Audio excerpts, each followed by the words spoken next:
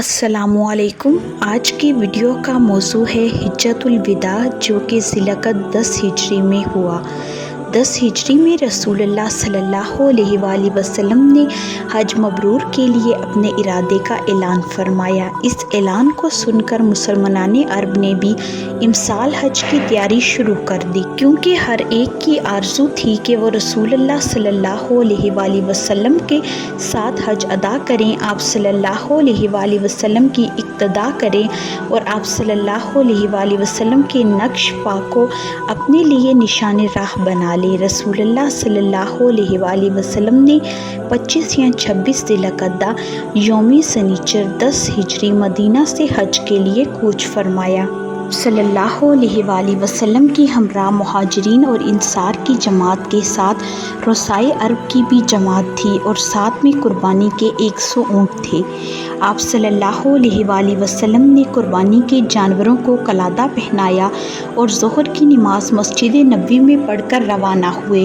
عصر سے پہلے ذوالحلیفہ پہنچ کر عصر کی نماز قصر یعنی 2 رکعت پڑھی اور وہیں پر رات بھر خیمہ زن رہے۔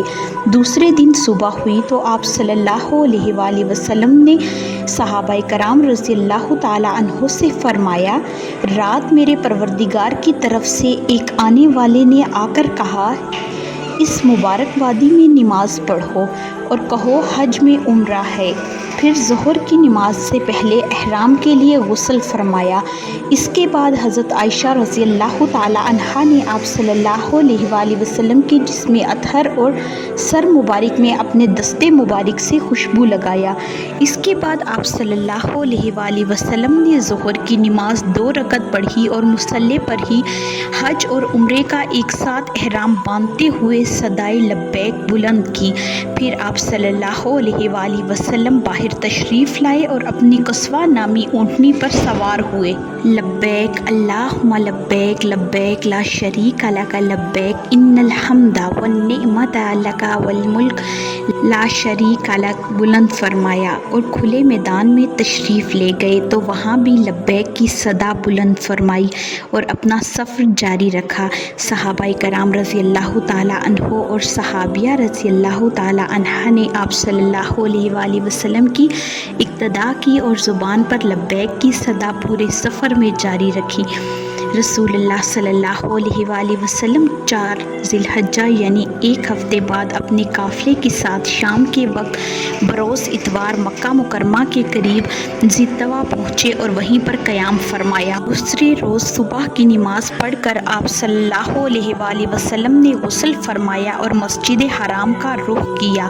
مسجد حرام پہنچ کر سنگ اسود کا بوسہ لیا اور طواف شروع کیا۔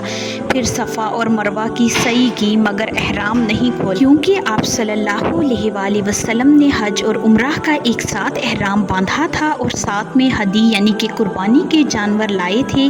آپ صلی اللہ علیہ وآلہ وسلم کے حکم سے جو صحابہ رضی اللہ تعالیٰ عنہ قربانی کے جانور اپنے ساتھ نہیں لائے تھے وہ سعی سے فارغ ہو کر حلال ہو گئے۔ اس کے بعد آپ صلی اللہ علیہ وآلہ وسلم نے مکہ میں حجوں کے پاس قیام فرمایا، لیکن دوبارہ طواف حج کے سوا کوئی اور طواف نہیں کیا۔ رسول اللہ صلی اللہ علیہ وآلہ وسلم 8 ذی الحجہ ترویہ کے دن منی تشریف لے گئے اور ظہر، عصر، مغرب، عشاء اور 9 ذی الحجہ کی صبح کی نماز وہیں پر ادا کی۔ پھر جب سورج طلوع ہو گیا تو عرفہ کے لیے چل پڑے اور وادی نمرہ پہنچے، جہاں پر آپ صلی اللہ علیہ وآلہ وسلم کے لیے قبا تیار تھا۔ یہاں پر آپ صلی اللہ علیہ وآلہ وسلم نے نزول فرمایا اور جب سورج ڈھل گیا تو آپ صلی اللہ علیہ وآلہ وسلم کے حکم سے آپ صلی اللہ علیہ وآلہ وسلم کی اونٹنی پر کچاوا کسا گیا اور آپ صلی اللہ علیہ وآلہ وسلم بطن وادی میں اپنی اونٹنی پر سوار ہو کر تشریف لے گئے۔ آپ صلی اللہ علیہ وآلہ وسلم کے ارد گرد اس وقت کم و بیش 1,24,000 مسلمانوں کا مجمع تھا۔ آپ صلی اللہ علیہ وآلہ وسلم نے ان کے ساتھ ایک جامع خطبہ ارشاد فرمایا اور مناسک حج کی تعلیم دی۔ کی ویڈیو میں ہم خطبے پر بات کریں گے جو آپ صلی اللہ علیہ وآلہ وسلم نے فرمایا۔ ویڈیو کو اینڈ تک دیکھنے کا بہت شکریہ۔